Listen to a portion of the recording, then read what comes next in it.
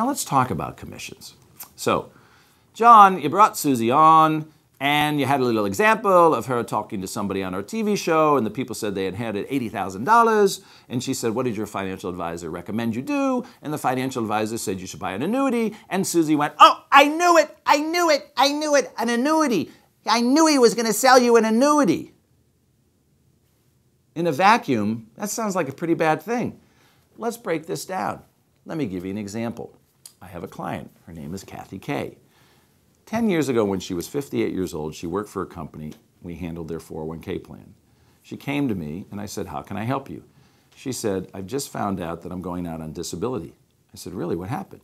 She said, I have paralysis, and it's something that will take time, but I'm going to go out on full disability. I said, I'm so sorry to hear that. What can I do? How can I help you? She said, Charlie, I have $165,000 in my 401k. My house should be paid off. I'm about to collect disability insurance till I'm 65. I don't need any money right now. I don't need to touch this money in my 401k. And I said, Kathy, what's your biggest concern? What are you most afraid of? She said, I'm going to run out of money. I'm petrified I'm going to run out of money.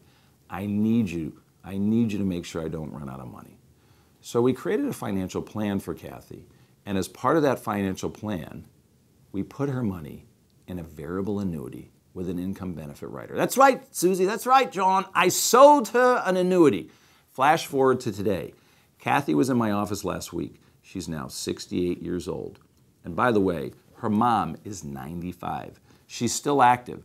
I said, are you still skiing? She said, yep, I just need somebody to help me take my hands and squeeze them around the poles. But she's still skiing and active. Her $165,000 that we put in this variable annuity product is now worth $275,000. And I could look Kathy in the eyes and tell her, Kathy, in 2 more years when you're 70, I can guarantee this will have a benefit value of $300,000, and the insurance company will guarantee to pay you 6% of your $300,000 or $18,000 a year for life, no matter what the market does.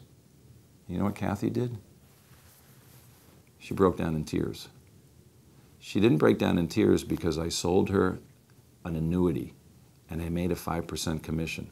She didn't break down in tears because she felt like I did something bad to her that wasn't in her best interest. She broke down in tears and she said, you have taken such good care of me. I don't know what I would have done without you in this. I can't believe I'll never run out of money. Now, was it a bad thing that I sold her an annuity and made a 5% commission? I said to Kathy, could you be my poster child? Because I'd like to send a video of you to Susie Orman, Dave Ramsey, Tony Robbins, and now, John, I think you should have me on and Kathy on. We'll have one of these, and we'll talk about the benefits of having a full toolbox. Oh, and by the way, what would have Susie Orman recommended? What of Dave Ramsey? What would he have recommended? And I can tell you what Tony Robbins would have recommended. Back when she was 58, 10 years ago, they would have said, you should put 100% of her money in an index mutual fund with Vanguard. Because, John, that's exactly what you said on your show. Why? Because it's the cheapest solution. Is the cheapest solution the best solution? Let me tell you something. Kathy Kay feels a hell of a lot better in her variable annuity with a guaranteed income for life than she would have in an index fund. You want to know why? Because in 2008, she would have lost 50% of her investment with Vanguard. 50%. Now she was disabled. Do you think she could ever recover from that? Oh, I know what you're going to say, Susie. I know what you're going to say, Tony. I know what you're going to say, Dave.